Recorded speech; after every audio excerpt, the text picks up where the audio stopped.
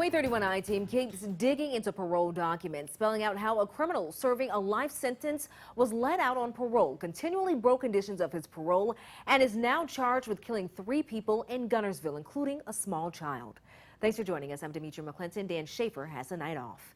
The I-team obtained the documents after the Attorney General admitted the parole board made a mistake, letting Jimmy Spencer out of prison, and said the system needs to be re-examined. WAY31's Greg and Terry spent this past 7 hours sifting through the documents and learned even more about how Spencer slipped through the cracks. These documents help show the lack of communication that allowed Jimmy Spencer to roam the streets for months after walking away from a re-entry program. WAY31 was the first to tell you police in Sardis arrested him on drug charges on June 14th.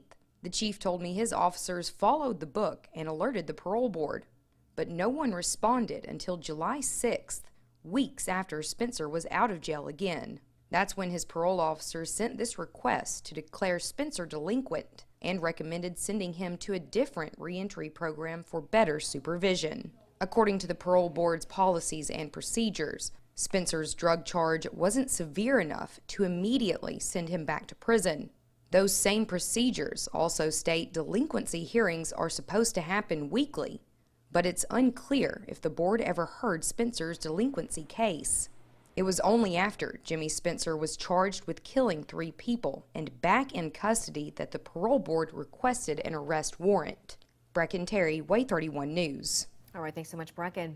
WAY31 also learned tonight Attorney General Steve Marshall knew 2 of Spencer's victims and even attended parole hearings with one of them on another case. The Attorney General's office explained to us they did not know about Spencer's violent past because he was mislabeled in the system as a non-victim offender. The Attorney General's office is now saying the parole board's policies are questionable. They sent us this statement saying, in part, quote, "This case also raises concerns of the board's risk assessment procedures and whether the implementation of this process is failing the public." Governor Kay Ivey also said she knows the victim notification system is flawed and has even asked the parole board to fix those problems. Now, this is a case WAY31 has been following from the start. You can check out all of our stories. It's under the I-Team tab on WAYTV.com.